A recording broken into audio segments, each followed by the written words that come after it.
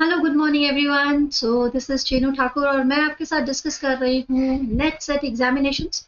Waste Bengal का 26 set examination दिसंबर में है और नेट का भी एग्जाम जो है दिसंबर में होने वाला है। बहुत जल्दी इसके लेटेस्ट नोटिफिकेशंस भी आ जाएंगे।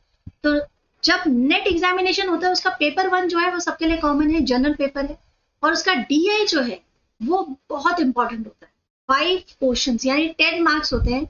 और 10 मार्क्स आप सिर्फ इसलिए छोड़ते हैं क्योंकि आपको लगता है कि मैथ्स जो है वो टफ है, लेकिन यहाँ पर कोई टफ नहीं है। आपको मैं इतनी आसान ट्रिक्स बताती हूँ कि आपको कोई भी जो क्वेश्चन है वो टफ नहीं लगेगा। तो चलिए क्वेश्चन पेपर सॉल्व कर रही हूँ मैं, उसका सेकंड पार्ट मैंने डाला हुआ है डीआई का। वैसे तो इसका जो पहले वाले पार्ट्स थे वो भी मैंने अपलोड किए हैं, जैसे रिसर्च का मैंने क्वेश्चंस अपलोड किए हैं, टीचिंग के भी किए हुए हैं। ये आपका क्वेश्चन है, क्वेश्चन नंबर 27 में कर रही हूँ, पार्ट सेकंड डीआई में। पार्ट वन ऑलरेडी अपलोड हो चुका है। यहाँ पर आप देखिए क्वेश्चन है, the sum of three numbers is 102 if the ratio between first and second number be 2:3 and that between second and third b is 5:3 and the second number is। देखो मतलब ये क्वेश्चन कहता है the sum of three numbers, तो तीन numbers है, उनका addition, कोई भी तीन नंबर है। सपोज मैं x मान लेती हूँ भाई, ठीक है ना। कोई भी तीन नंबर है तो उसका 102, ये तीन एडिशन हो जाता है टोटल, ठीक है।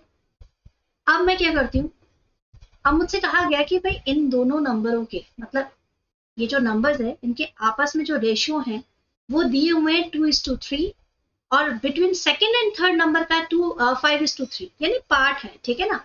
तो मैं क्या करती हूँ, मैं इसको कहती हूँ चलो 2x कर देते हैं इसको, है ना। ये 2x कर देते हैं, अगले नंबर को 3x कर देते हैं। अब वो कह रहा है कि अच्छा इसका बताइए, तो इसका हम क्या करेंगे, इसको हम 9x करने वाले हैं। 9x क्यों करने वाले हैं, क्योंकि मेरे पास यहाँ रेशियो बीच में तीन तीन नंबर का मतलब ये म्यूचुअल नंबर हो गया ना। तो मैं इसे 9x और बाय 5 कर देती हूँ। अब 5 क्यों किया मैंने, क्योंकि 5:3 था, उसको मैंने 3:5, मतलब मेरे पास दो नंबर थे 3:5 और 5:3। अगर मैं दोनों नंबर को एक्सचेंज कर रही थी, ठीक है, तो मेरे पास क्या हो गया 9x/5 हो जाता है, ठीक है। अब क्या करना है, अब मुझे इन तीनों का एडिशन करके देखना है कि भाई मेरे पास टोटल कितने आ रहे हैं। तो मैं जब सॉल्व करती हूँ, ये 5 है मेरा, ये इसके साथ भी मल्टीप्लाई होगा, इसके साथ भी मल्टीप्लाई होगा, ठीक है, करके देख लेते हैं। तो ये 10x हो गया, ये 15x हो गया और ये तो 9x था ही, ठीक है। अब जब मैंने इन सब का एलसीएम ले लिया है तो ये नीचे का बेस 5 तो मेरे पास नहीं है, तो मल्टीप्लाई करके अब मेरे पास कितना आया 102। अब इनको ऐड जब किया तो मेरे पास आता है 510। कैसे भाई, अरे ये भी तो मल्टीप्लाई करेंगे ना। मैं 5 को भी तो 102 से मल्टीप्लाई करूंगी कि नहीं, समझ में आ रही बातें। भाई ये जो मेरे पास 5 था उसको मैं 102 से मल्टीप्लाई करूंगी ना। तो मैंने 5 को, यहाँ पर मैं स्क्रीन को थोड़ा आउट में चला गया ये 102 ना, ठीक है, मैं इसको यहाँ पर करके दिखा देती हूँ। जो मेरे पास बाय 5 था उसको मैंने इससे भी मल्टीप्लाई किया, 3 से भी मल्टीप्लाई किया और इज इक्वल में मेरा नंबर था 5 मल्टीप्लाई बाय 102 से भी मैंने मल्टीप्लाई किया, तो मेरे पास आया 510। अब मेरे पास टोटल x कितना आ गया, टोटल मेरे पास x आ गया 34x और 510। मैं x की वैल्यू निकाल लेती हूँ। x की वैल्यू मेरे पास कितनी आ जाएगी 34 और ये आ जाएगी लगभग 15। अब मेरे पास अगर x की वैल्यू आ गई है तो मेरे पास तीसरा x थर्ड x हो जाएगा ना, 1 2 एंड थर्ड x। तो थर्ड x की वैल्यू आ जाएगी कितनी, 3x है, ठीक है। 3x है तो 3 multiply by 15 is equal to 45। तो मेरा आंसर क्या आ जाएगा, सेकेंड नंबर मुझसे पूछा गया है, थर्ड नंबर पूछा गया है, तो सेकेंड नंबर पूछा गया तो मेरे पास आ जाएगा 45, ठीक है। तो आंसर क्या हो जाएगा मेरे पास 45 आंसर हो जाएगा, क्योंकि यहाँ पर 3x था, है ना। ये देखो सेकेंड नंबर 3x था ना। अगर फर्स्ट नंबर पूछा हो जाता तो मैं यहाँ से 2 से मल्टीप्लाई करती, ठीक है। अगर मेरे से थर्ड नंबर पूछा जाता तो मैं यहाँ 9 से मल्टीप्लाई करती, बट यहाँ मेरे से मिडिल नंबर पूछा गया है, सेकेंड नंबर पूछा गया, तो मैंने 3 मल्टीप्लाई x की जो मेरी वैल्यू निकली है 15 निकली है मेरी वैल्यू, तो मेरे पास आंसर आ जाएगा 45। नेक्स्ट क्वेश्चन पर आ जाते हैं। नेक्स्ट क्वेश्चन आपको क्या कहता है? नेक्स्ट क्वेश्चन है the least perfect square which is divisible by 3, 4, 5, 6, 8।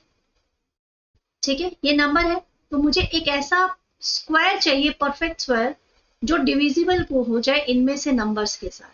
तो ऐसे क्वेश्चन जब भी आएंगे तो उसको कैसे सॉल्व कर सकते हो? बहुत इजी मेथड है, मैं इन सभी नंबर्स का एलसीएम करूंगी। ठीक है, 3, 4, 5, 6 और 8 का। और जब आप इसका एलसीएम करेंगे तो आपके पास क्या नंबर आने वाला है, जरा फटाफट से चेक कीजिए। जब मैं इसका एलसीएम कर रही हूँ तो मेरे पास आने वाला है लगभग, मेरे पास 120 आएगा। कैसे? देखो, 2 मल्टीप्लाई बाय 2, मल्टीप्लाई अगेन 2, 3 ठीक है, ओके। तो मेरे पास क्या आया? 120 आया। 120 आया, तो अब मैं क्या करूंगी? अब आप जानते हैं कि पेयर किए जाते हैं। ठीक है, तो ये सब सिंगल सिंगल नंबर है, तो पेयर नहीं हो पा रहा है, तो मैं 120 जिनका पेयर नहीं हुआ उसको मल्टीप्लाई कर दूंगी इस नंबर के साथ, और मेरे पास मेरा परफेक्ट स्क्वायर निकल आएगा। ठीक है, जो डिविजिबल होगा इन सब नंबर के साथ। तो 3 2 6, 6 5 30, 30 मल्टीप्लाई बाय 12, तो आ जाएगा मेरा आंसर 3600, यानी ऑप्शन डी। तो ये राइट आंसर हो जाएगा। नेक्स्ट क्वेश्चन पे बढ़ते हैं। नेक्स्ट क्वेश्चन आर्ग्यूमेंट का क्वेश्चन है। आर्ग्यूमेंट वाला क्वेश्चन हम अपने नेक्स्ट सीरीज में करेंगे, आज सिर्फ डीआई वाला कर रहे हैं। तो group of students decided to collect as many as rupees from each member of the group as the number of members if the total collection amount to इतना। तो नंबर कितने हैं, ग्रुप के कितने नंबर हैं? बहुत आसान क्वेश्चन है, फटाफट से देख लेते हैं। Let's understand this question first. यहाँ पर अ ग्रुप ऑफ स्टूडेंट्स है जो कि कलेक्ट करेगा, ठीक है, as many as rupees from each member of the group as the number of the members. अब यहाँ पर दो चीजें हमें देखनी है, एक तो ईच मेंबर, ठीक है, तो और जितना ग्रुप है, दोनों चीजें देखनी है। तो number of member of the group और amount collected by each member, दोनों चीजें हमें यहाँ पर लिखनी होगी। ठीक है, सपोज दोनों x मान लेते हैं। ठीक है, तो दोनों को अगर मैं x मानूंगी, दोनों को मुझे मल्टीप्लाई करना पड़ेगा, तभी मुझे पता चलेगा कि टोटल अमाउंट जो आया है वो कितने लोगों की वजह से आया है, कितने मेंबर्स थे ग्रुप में। तो अगर मैं x को स्क्वायर कर दूं तो निकल आएगा क्या? सिंपल है ना, डिवाइड कर देंगे हम लोग। और जैसे मैं इसको x स्क्वायर को इसका HCF निकालूंगी 2209 का, तो मेरा आंसर क्या आने वाला है? 4 2 60 4 7, तो मेरे पास 47 आने वाला है। ठीक है, तो ये आपका आंसर हो जाएगा, तो ऑप्शन नंबर बी। ठीक है, ये बहुत इजी सवाल होते हैं, थोड़ा सा बस हमें इसमें ध्यान देना होता है।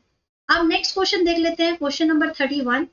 Two pipes A and B can fill a tank in 24 minutes and 32 minutes respectively. तो टैंक A कितना 24 मिनट्स में फिलअप हो जाएगा, टैंक B 32 मिनट्स में फिलअप होगा। ठीक है, तो if both the pipes are open simultaneously, after how much time should B be closed so that the tank is full in 18 minutes? Minutes वाले सम जो होते हैं पहले तो बहुत रेयर आते हैं, बट एक आध तो आ ही जाता है, तो इसकी भी तैयारी कर ही लेते हैं।